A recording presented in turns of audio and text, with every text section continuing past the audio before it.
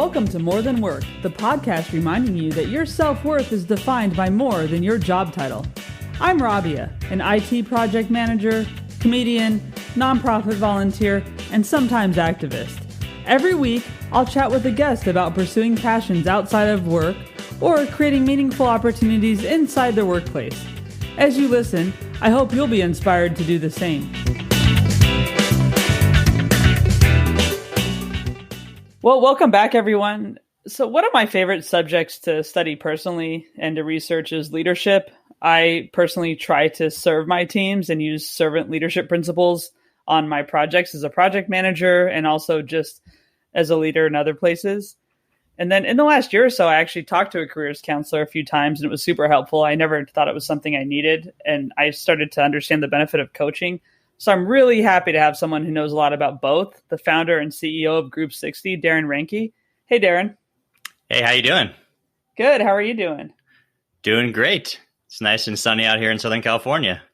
Oh, nice. It's not that way in London, believe it or not. I know we have a reputation and it's upholding for sure. So cool. Well, Darren, do you want to just tell my listeners a little bit about Group 60 and about yourself?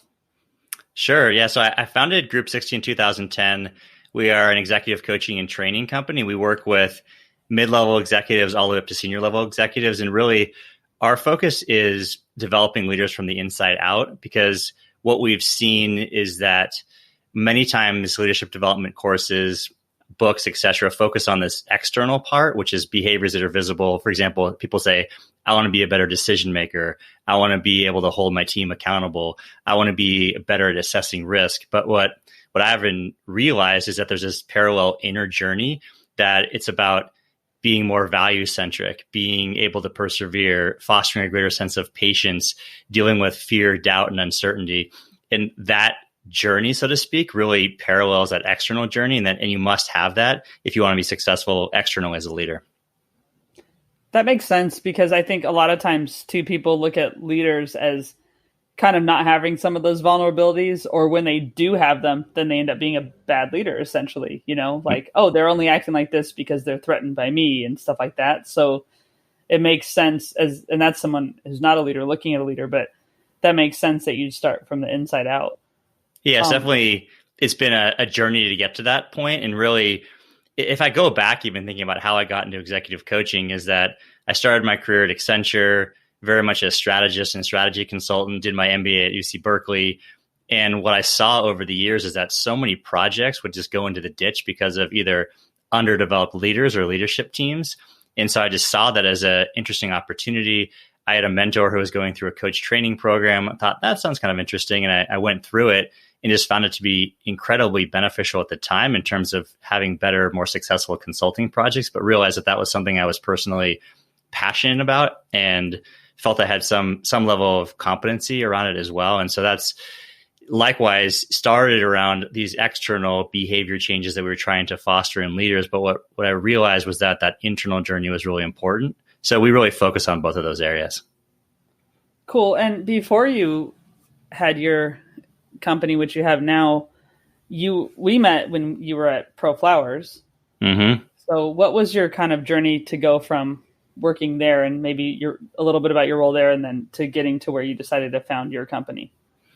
Yeah, it's definitely a little bit of a one-off. If I go back to just even the starting my career at Accenture, and have been on a bit of a career journey, and why I can relate to a lot of people who are going through career transitions, because I've done that myself.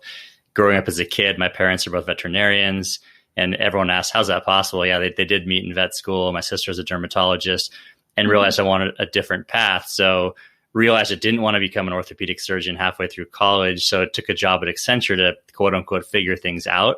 Got tremendous experience, learned about different industries and functions. Then I thought, okay, I'll go to business school. Then I'll really figure it out. Yeah, kind of figured it out. And then just dabbled in a bunch of things. I worked in consumer product marketing at Neutrogena, worked in sales and marketing consultancy. And then I'd been doing a bunch of freelance consulting in 2007, 2008. And then, as we all know, the world started to fall apart. Suddenly projects were getting pushed out or getting canceled. So I took a job just as a way more just to pay bills for the time being, and leveraged a lot of what I'd been doing, which is a lot of partnership development, partnership marketing. So that's what I did there. And then just when I left there in 2010, just wanted to create a consulting company at the time, was focusing more on marketing. And what I realized is that was a tough place to compete and win, at least for me. I didn't have the digital skill set that's becoming so prevalent. So I went back to my roots a bit and started focusing more on strategy consulting, project management. And that's where I had that aha moment where I started to see these projects just fall apart. And so this executive coaching, I layered that in. And then the firm has evolved from a marketing consultancy to a strategy consultancy, and now to an executive coaching and training company, just based on opportunity I saw, but also what I was personally passionate about, just to make that difference in people's lives. So it almost scratches that itch of having gone to medical school and helping people, but doing it in a very different context. Yeah, because it's very important work, because I think just when you look at employee satisfaction, for example, right? Mm-hmm. A lot of times people just leave because of their boss. I've done that before. I've left a job just because I thought, well, I can't work for this person. We're not aligned. Either our values aren't aligned or something else isn't aligned. Usually values, I'm pretty much steadfast in what's important to me in certain ways. And so it's hard for me to work with someone where it's just not there at all. Do you find that you've had people come to you maybe because they need help with things like retention, or what are things that people come to you that you're most excited to help them with? Yeah, just before I do that, I forget who coined this phrase, but people don't quit companies, they quit bosses, they quit managers. And that's mm-hmm. a very tough challenge. So yeah, definitely, especially pre-COVID, the market was so hot. The big challenge was, how do we recruit, engage, retain, and develop our employees? It's a little bit of a different struggle now, although there's pockets that are doing really well and they still have issues with attrition. So absolutely, in terms of how can I be a better leader? How can I be more engaging? How can I develop my team? Because if you do that, you're going to create those connections. You're going to create that loyalty to have long-term employment. Obviously, we're in a much more fluid marketplace than we were, say, 40 years ago, when people would have mm-hmm. a job. I think I have one friend who's still in the same job that he was right out of college, which is definitely an anomaly. But it's definitely a challenge for people and for companies, is to, how do we engage our people? And that's definitely can be beneficial in developing individual leaders so they can be more motivating, inspiring, more engaging, and to be a true developer of their people, to really be a coach of their people. Mm-hmm. Do you look back at all now and think, oh, had I known this kind of skill, or maybe this way of doing things before, things would have been different, maybe at Accenture or just previously? Does that ever happen to you? Absolutely. I mean, I've always had an aptitude for developing people and mentoring people, but not being so aware of the importance of the soft skills. I know when I was at Accenture, there were 4 groups. There was process, strategy, technology, and change management. If you asked my 23-year-old self which one was least like you, 100%, I would say change management. I was much more on the hard skills, all of those things. And having realized we're all running people businesses, regardless of whether we're a technology company, a manufacturer, a life sciences company, it really comes down to people. And that's how we unleash performance and how we create great products that can change the world, hopefully. But so, yeah, absolutely. To answer your question, so many things, if I reflected back, actually I haven't reflected back like that. That's a great question. I'm going to have to do some thought around that for some great examples. But I saw not very strong leaders that just didn't either inspire, they didn't delegate, they didn't develop me or others. I also luckily had some incredible bosses and mentors as well. So they provided that almost North Star for who I wanted to become, but I also had some not so positive examples of who I didn't want to become as well. Yeah, it's funny to look back and to realize who's influenced your career either way. For sure, just influenced your mindset. I know at Pro Flowers, when I first started there, which this is so long ago now, I mean, it's about not quite 20 years ago, but a long time ago. And I was at first answering phones in customer service, which is not the easiest job. It was like the overnight shift.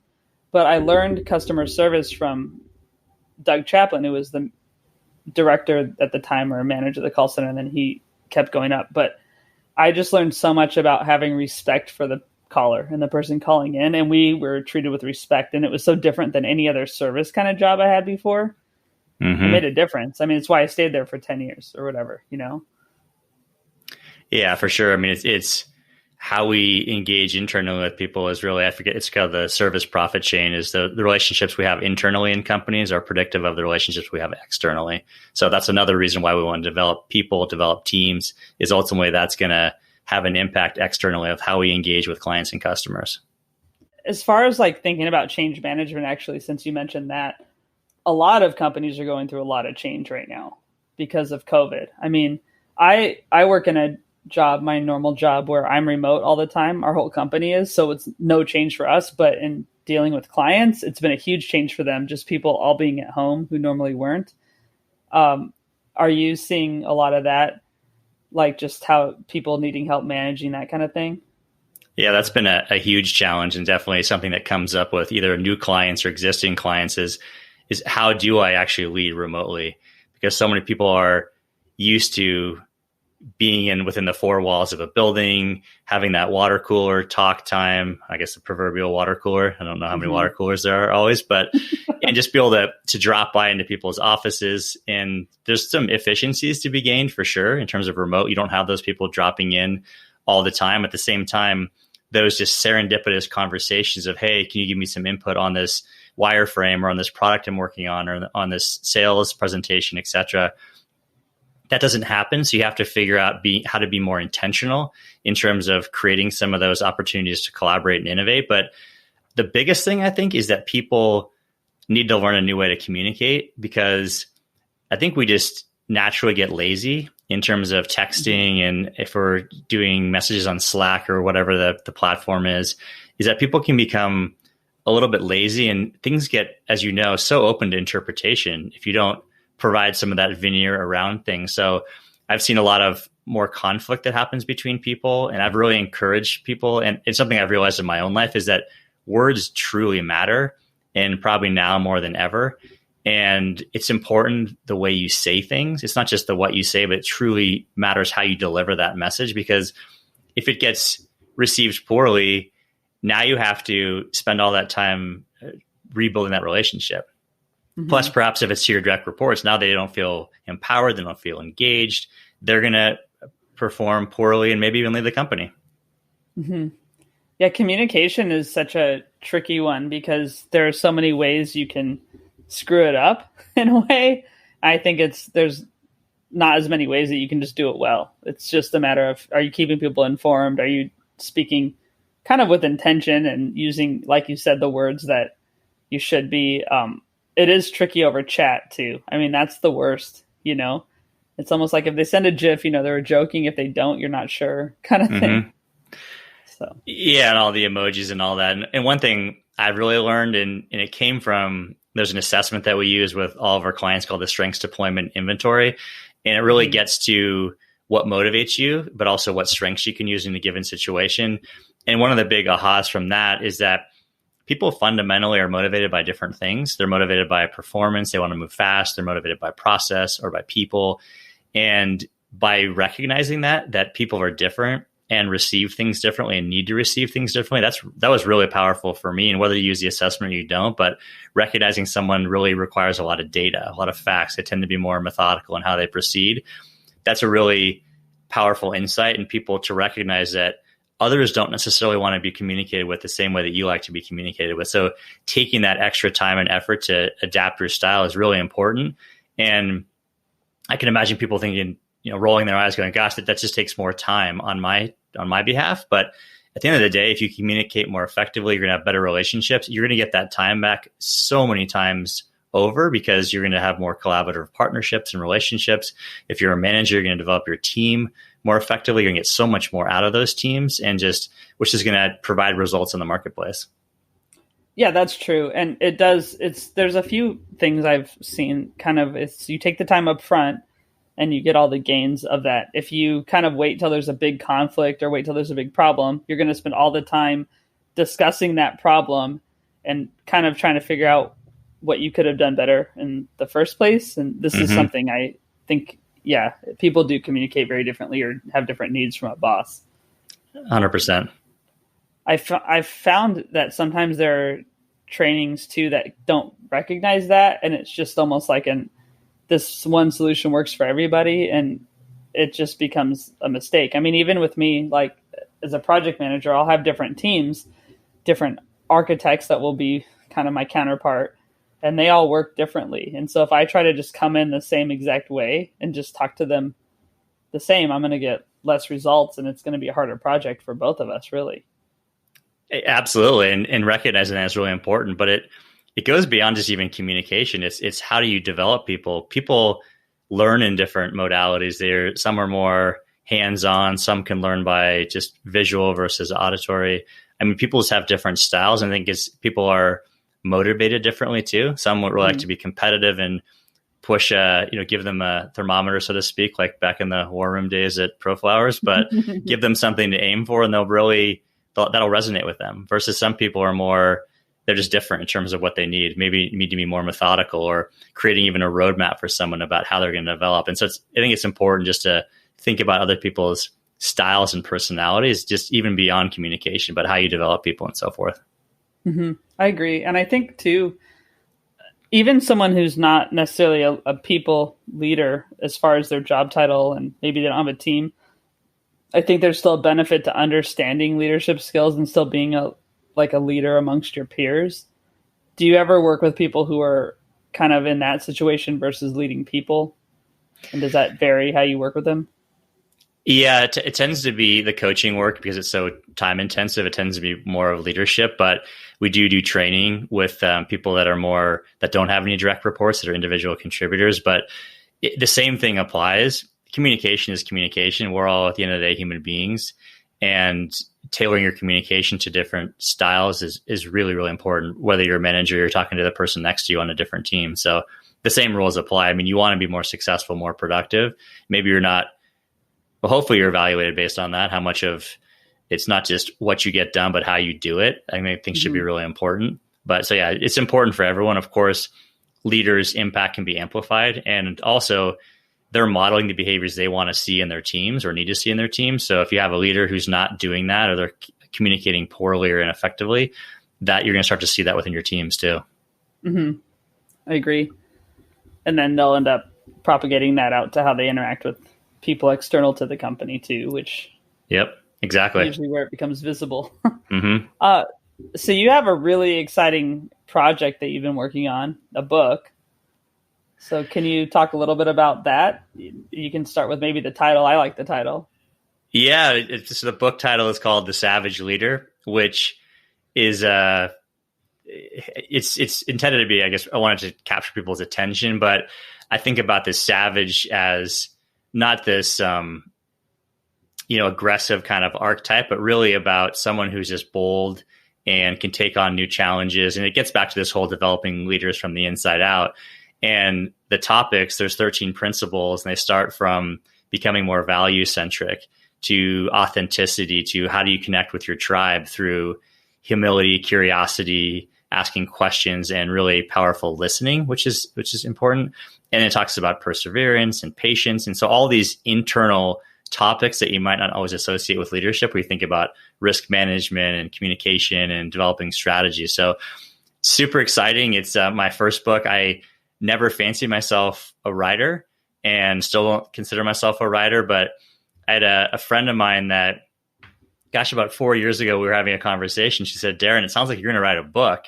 I said, "Yeah, I always thought maybe I'd write a book when I'm, 85 years old, just reflecting, just at least capture my own life for my, kids and grandkids." But, would have different angst-filled moments, through my 20s and 30s where I'm going to write about some topic that I started writing some notes and I just don't have any energy for that. And what I realized is that it was a personal challenge to myself, because I always struggled in college English, which it wasn't about writing in hindsight. It was about how do I analyze Kafka's Metamorphosis or whatnot. And so I had this negative thought in my head that I couldn't be a writer. And so it was cool just to see someone provide that initial spark. And then I started writing. I got some input from friends and mentors, and it evolved the structure. And once I started committing to clients that I was working on a book, then I was fully 10 toes in, so to speak. And I had to get this thing to the finish line. And I'm waiting to do the final proof of it now, and then finalizing the cover art and some other things to get this thing published on Amazon. So yeah, it's super exciting. It's a little nerve wracking too, because you put something out there and, hopefully it's well received. But for me, the biggest reason was to challenge myself and do something that I didn't think I could do, but also to help people, to put things that I'm thinking about, things that I coach people about from my own stories, and as well as some of the remarkable people I've met along the way, and just putting that out into the world, and hopefully it benefits people and they can learn from some of those lessons. That's great. And I know exactly what you mean. Kind of, you said you're going to do it and you put a date out there kind of thing. And it's like, well, now I have to, because people are going to start asking about this thing, right? This book. I've set goals and done them that way. Well, I'm going to do this by this time. I did comedy. Like, I'm going to do comedy by the time I'm 40. So I had to, because it was just a thing, Mm-hmm. So I totally get that. I think it helps just to like throw yourself off the cliff. It's a great way to commit to something. And I started, some of the first people I told my wife, some friends, obviously this person who sparked the original idea. I do a lot of volunteer coaching for an organization called the Honor Foundation, which is incredible, by the way, honor.org, for people to get involved. But basically it helps Navy SEALs and other members of the special operations community transition into the workforce.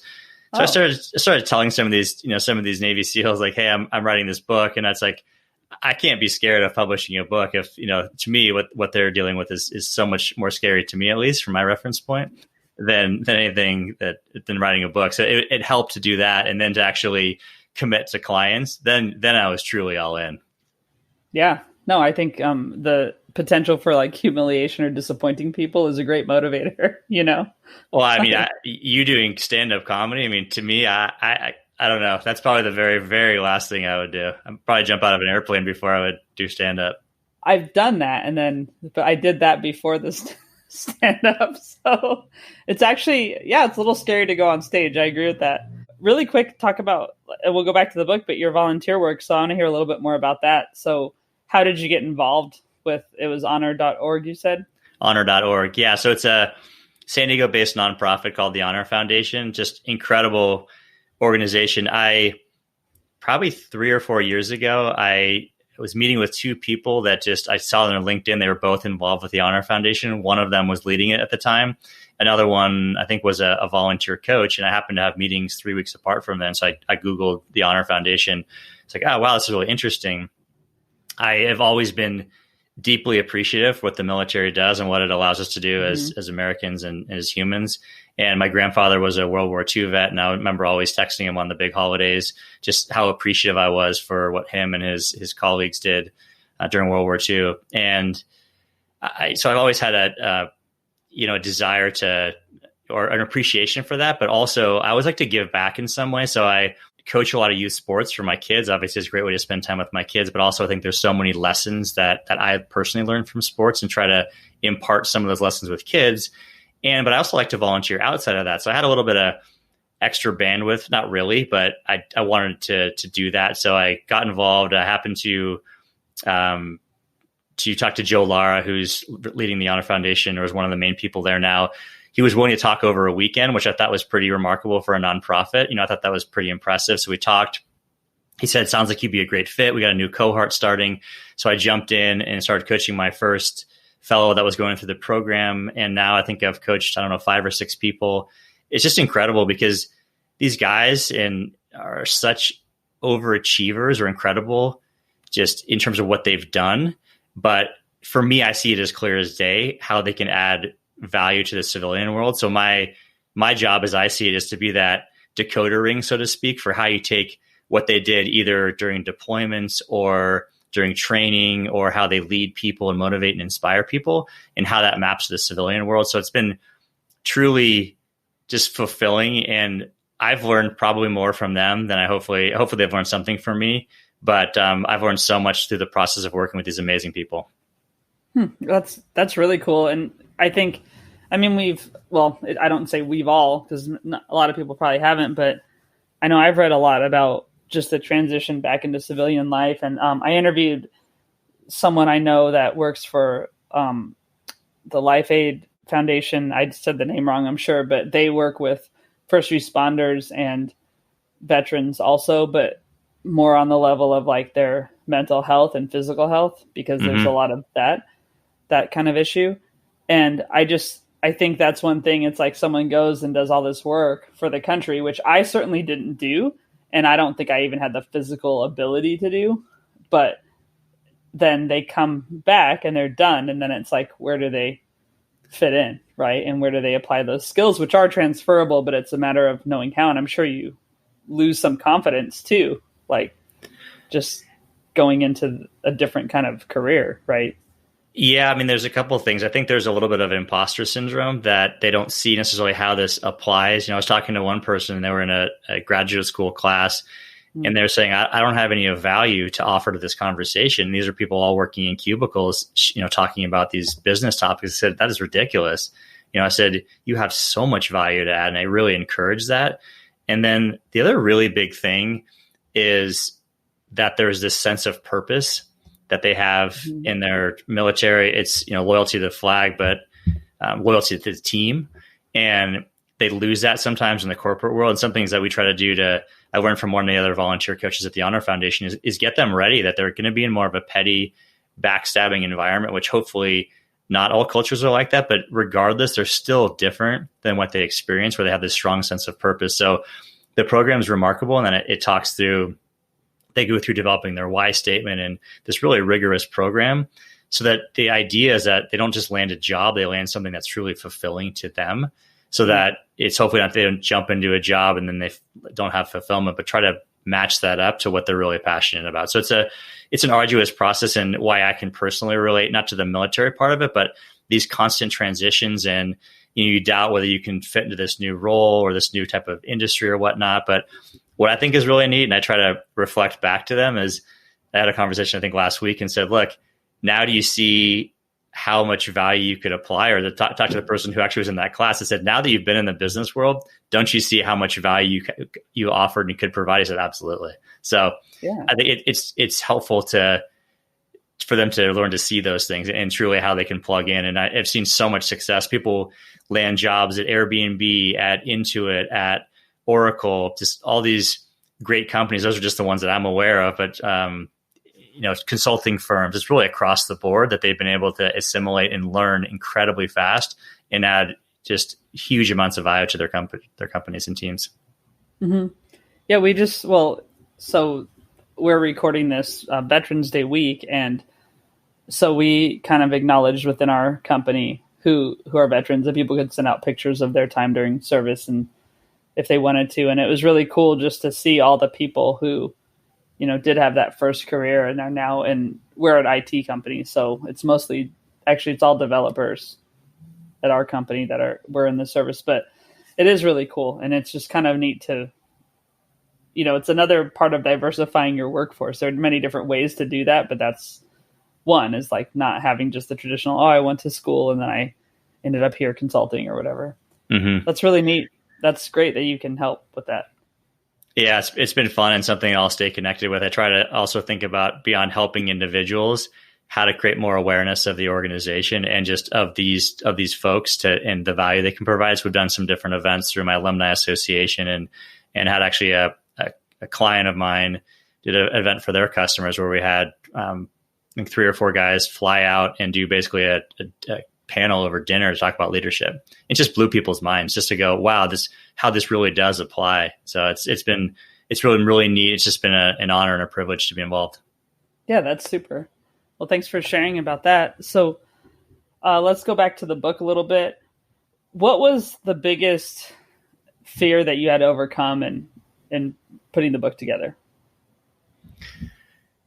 Staring at that blinking cursor at the beginning, I wasn't unsure how to get started because I started writing, and then a friend and mentor of mine gave me some advice. Said, hey, just write and then just print it out and put the papers on the ground and then just organize the book that way. I didn't end up fully doing that because it came together in a more orderly fashion because that's the way I was thinking about things. But so it wasn't so much finishing it. I mean, obviously committing to it. I guess it's probably judgment, and you put something out into the world. And I go back to even the first blog I posted on LinkedIn, and I respect all the people that I've met over the years in different jobs and different experiences. And you start to push that out there. And it's like this opportunity to be judged. I'm sure for you, right? Doing stand up, you're judged every night very harshly. You don't make people laugh. They're going to, I don't know, throw tomatoes or whatever they do in stand up. Ozzy Bear. Yeah. Luckily on Zoom, there aren't any negative emojis to throw at you if you're doing virtual stand up. But so I think that's probably it. And through posting content and sharing it more, I became more and more comfortable with it. But yeah, I think just when it's out there, especially this won't just be my own curated network of people. It's out there into the Amazon universe of people and expecting fully, just to get slammed by people in reviews. But, like I said, I come back to, and just even back to my own purpose, which is just helping people and unleash their inner lion to be great. But if it helps some people, then it'll be worth it. Cool. And did you have any point where there was a writer's block issue during the writing of the book?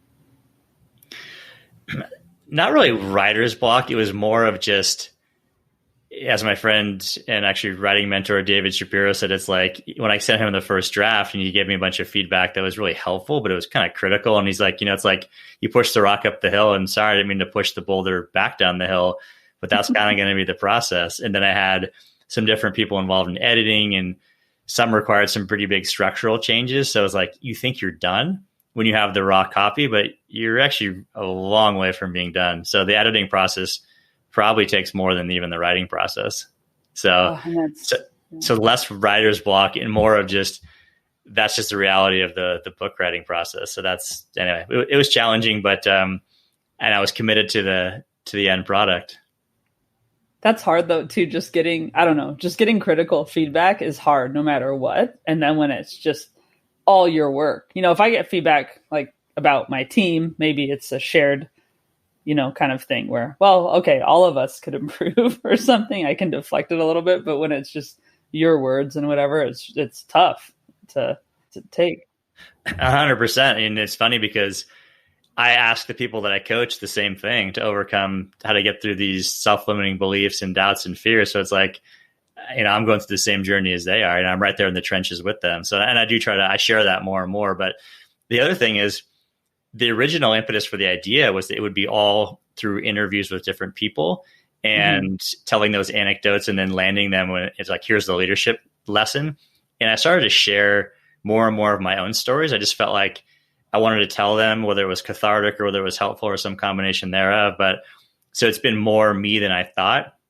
It's definitely not all me at all. I mean, it's based on interviews with people like with Navy SEALs, with Ironman triathlete, with successful Silicon Valley entrepreneurs who've exited to Google, to very successful e-commerce CEOs, to therapists, to sports coaches, professional athletes, just across the world. And people originally, when I mentioned that, who is the types of folks I was interviewing, it's like, how is he going to thread the needle on this? And so it's kind of the way I see the world. I like to make connections between things that are not otherwise immediately obvious, kind of like connecting special operators into the civilian world. Same thing with, how do you take a leadership lesson from an NBA player or a professional golfer or a therapist or an executive, and how do you make that broadly applicable? So that's it was kind of a fun part of the book writing process. And one of my writers suggested, hey, having a key takeaway after each story. So it's like, okay, I understand what the story meant and how it can be applied, but not everyone else will. So there's key takeaways at the end of each of these stories. So it's really driven through a narrative and through anecdotes, but landed with a key takeaway. There's a challenge at the end of each chapter so that people can actually apply it. Because I personally it's a pain point for me going to events or seminars or reading books or watching a video. There's no call to action. I'm inspired for 20 minutes, and as soon as my phone rings, I totally forget about it. That's not totally true, but maybe 72 hours, maybe longer in some cases. And so I wanted to really make it practical for people so they actually get some of the benefit of the lessons that they learned. That's great. And I think it sounds like it'll be a book that then, since it involves a broad amount of people or a broad range of people that you spoke with and got anecdotes from, including your own anecdotes, it sounds like it'll hit a broad range too. Yeah. I mean, more the intention wasn't so much to be applicable to those folks, but it's a book about leadership in general that I think is really applicable to whether you're a CEO, you're a startup, you're, a frontline employee, you're a teacher, you're a volunteer. I think all of these things truly apply because we go through the same experience in terms of being able to lead with more impact or desiring to be a leader. And, one of the things I framed up front, and this is true of the people that we coach, is that if you want to be a great leader, there's three things that you have to have. One, you have to have this just burning desire to be great. The second thing is you have to be willing to be introspective, which is challenging for a lot of people. And then third is how do you activate those two things, which is you have to be willing to put in the work because it's hard. It's hard to grow and to change. And it's, without those three things, we don't take people on for coaching clients unless they have those three things. But also it's like, you need those to be able to apply the principles in the book or really anything in general with leadership. Like you don't just snap your fingers and behave differently. You have to learn through trial and error. You have to learn through reflection and experience. And hopefully you have either a mentor or a coach or someone who can give you that insight. That's a good point because and I've said this in conversations with friends just about different other things, but it took a certain amount of time and investment of time to become a certain way, right? So it'll take a certain amount of time to then change that, whatever it is. And whether it's, just you have a lot of negative qualities as a leader or you're a leader, but you have things to improve, it does take time and work. Yeah. And whether it's nature or nurture, I'm not a psychologist per se. So, but yeah, people do have things that are ingrained in them. And I tend to see the world very optimistically. And I think everyone can change. Maybe they can't change from, 10% to 100%, but more optimistic probably than most people. And if they have those three things, those three attributes, they're willing to do those things, then I think people can make big changes. But it takes time. It takes time. It takes effort. It's not always easy. You're like, hey, I'm just going to be bold and take risks. Then you go and you fail right out of the gate. It's like, how do you get back up again? And that's what there's so many of these stories are about is most people see successful people and they don't see all the challenges they faced along the way, all the hard prep work that they did. And it's tough. I mean, it takes a long time, whether it's to build a company, to build a career, to build a life, build a family, build a school, and requires a lot of challenges and to grow and to constantly get better. Do you remember as far as like when you've had your first mentor and how that relationship happened? And is it someone you're still in touch with in business? Yeah, my first mentor was, my childhood friend. And actually, as I was making that pivot from pre-med to going to this nebulous world of business, I remember going and speaking with him. He's a very high-level executive of a large bank. And he said, Darren, stick with your major. He's like, our bank, we even hire hard science majors. And what I think you should look at is consulting and investment banking. It'll be the fastest way to learn about different industries and different things out in the business world and to develop some really tangible skills that you can bring throughout your entire career. And so that was incredibly valuable. Yeah, he's my best friend's dad, so I'll see him occasionally at weddings and different things. But, shout out to Clyde for being an incredible mentor for me and also provided an example of what mentorship looks like, which was probably actually, as I think about it, some of the early journey. I mean, also my high school basketball coach, Steve Campagna, who was incredible just in terms of bringing the most out of me. And I saw, I was hardly a gifted basketball player, but I was able to have some success in a small league because, he got us to believe in ourselves. He got us to understand the power of hard work. And so, yeah, he's probably one of the first. And even going back beyond that, Roger Ferenzi, who is our Little League coach, who just really toughened us up and probably did things you can't do now. I remember we were missing ground balls, so we take our gloves off and hit ground balls at us. And my son, who plays baseball, and I was asking, both sons play baseball, he was saying, well, how hard did he hit it? So, well, not as hard as you think, but it definitely, he was a mentor. He believed in us. He toughened us up, and he was probably one of the originals, actually, if I think about it. And then it's a lot through sports, but then through business. At Accenture, Mike Kobayashi was incredible. I learned the importance of your team and delegating to your team. And basically, you live and die by your team, but you can't just delegate. You can't just chuck it over the wall, but you got to do the work in advance to actually develop them and make them feel empowered. And then a more recent mentor, Annette Templeton, who was the person who inspired me to go into coaching. So she was going through this program and I thought, Coach you, I'm like, it's good enough for Annette. It's good enough for me. She's fully vetted it. And it's been really transformative. So I try to give back and mentor people. I love working with people. And even as a I think in college I was giving a parent advice on what school to go to, what high school. I think they actually chose the opposite advice of what I gave, but you can't always make great choices. No, I'm just kidding. He made a great choice, but so yeah, mentorship has been important from, I guess, 11 years old, from my first Little League coach. That's cool. I have a few mentors that maybe we're not in touch anymore, or maybe we are, but I've always found that it's important to identify those people either in your company or life, kind of like you've just kind of demonstrated they can be in all parts of your life. But I've always found that important too. And I encourage other people. It's weird when I find out I'm a mentor to someone, because it's not like a formal thing you set up necessarily. It's just kind of happens, you see the person as a mentor. I'm like, well, I don't know if I should be your mentor, but thanks for, asking my advice. But yeah, I think it's invaluable, right? Yeah. And something I've learned from Keith Ferrazzi, who's also been a mentor of mine as well, is that asking someone to be a mentor is actually kind of an act of generosity. It's like admiration of them. And so that kind of helped shift for me in terms of reaching out to people and asking for help. But yeah, it's really powerful just in terms of having that input. But I think it's important, as you said, to have different types of mentors. When I do my goals for every year, so I've got goals that are business, that are health and fitness, et cetera, family related, I actually send those goals or a subset to different people. So someone who's more focused on fitness that can hold me accountable for those things, people who are entrepreneurs. So I like to share those goals with people and to say, hey, please hit me up every month or every week and go, hey, D, how you doing? Like, how's your fitness level or time with family and all those kinds of things. So I think those are kind of mentors, more accountability partners, but there's definitely things that I like to learn from different people who are better than me in a lot of areas. Oh, I like that idea. And that might be helpful to people listening. We have the new year coming up pretty imminently, really, now, in the context of this year having gone the way it has. So crazy. That's cool. Yeah, it is, right? I can't believe it's already November. So that's some good advice there on goals and how to be held accountable for them.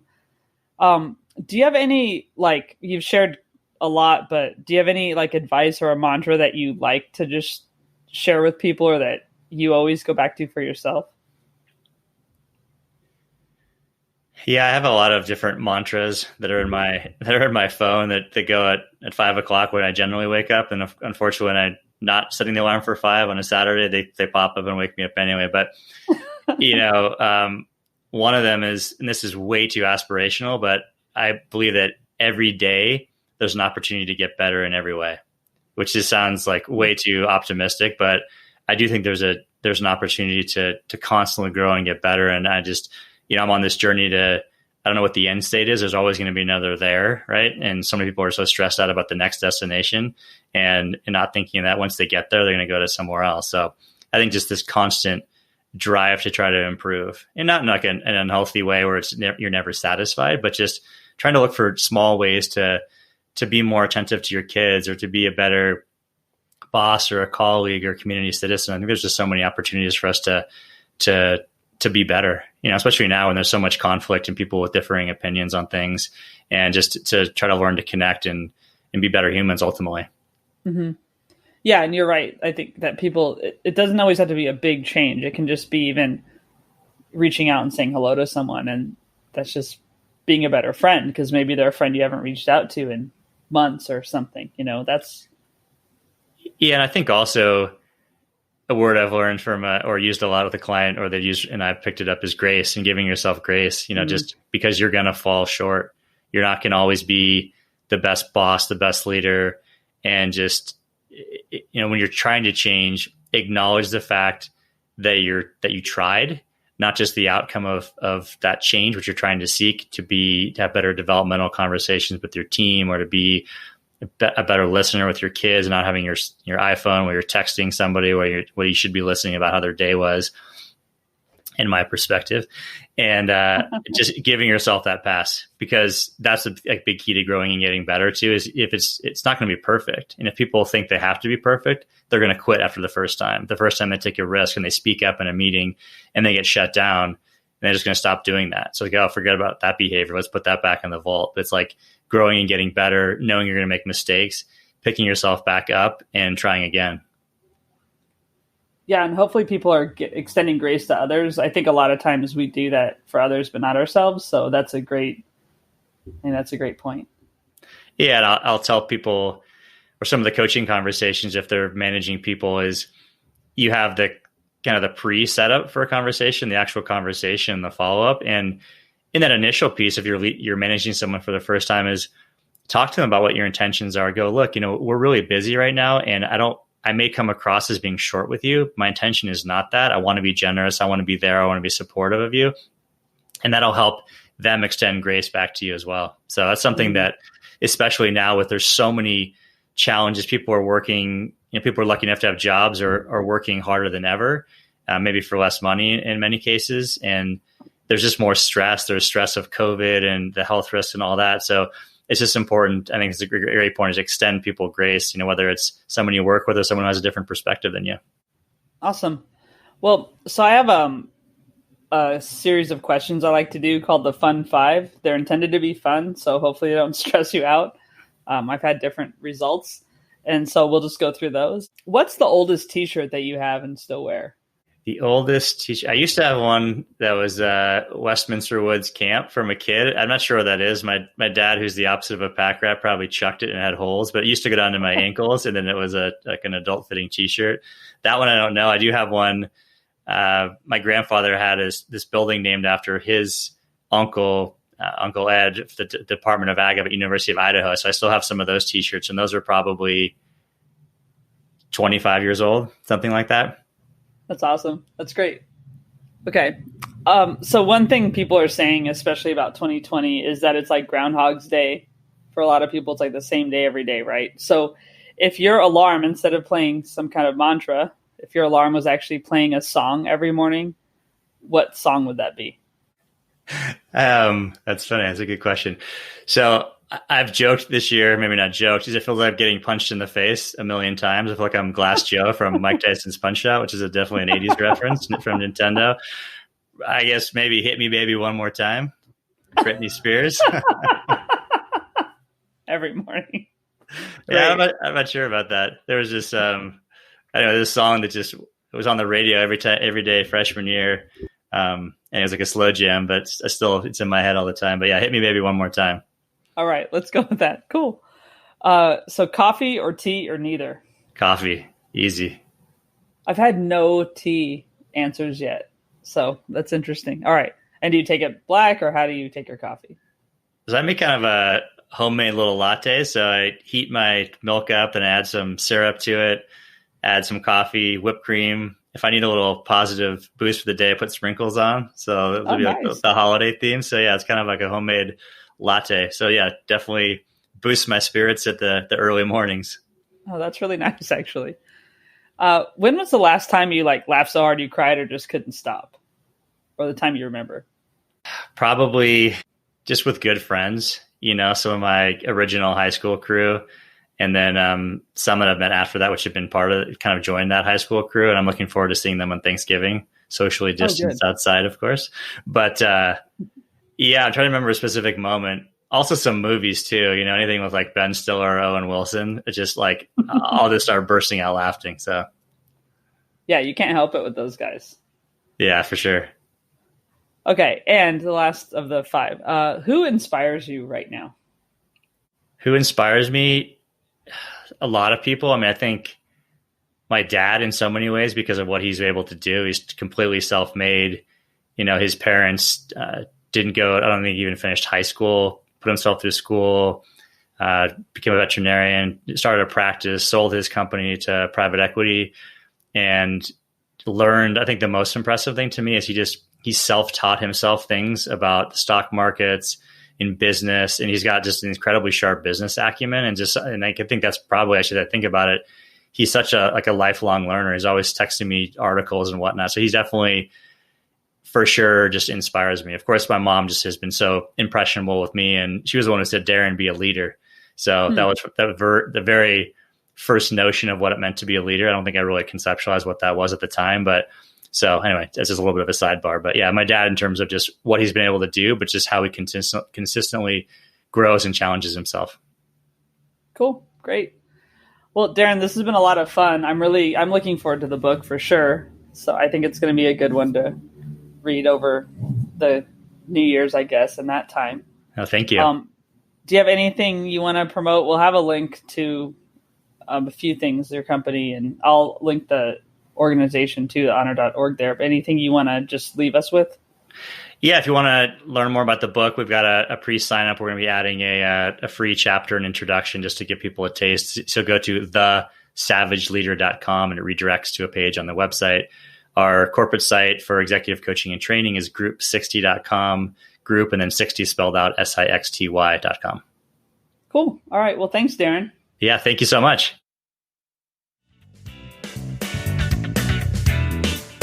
Thanks for joining me this week. You can find out more about our guest in the show notes. The music you're probably moving to by now is by Joe Mafia. Find him on Spotify. That's Joe, Maffia. And Rob Metke is responsible for our visual design. You can find him online by searching for Rob, Metke. Thanks, Rob.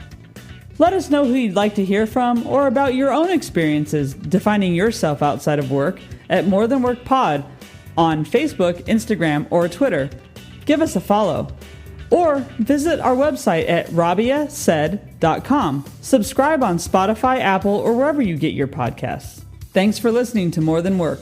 We'll be back next week with another guest. In the meantime, while being kind to others, don't forget to be kind to yourself.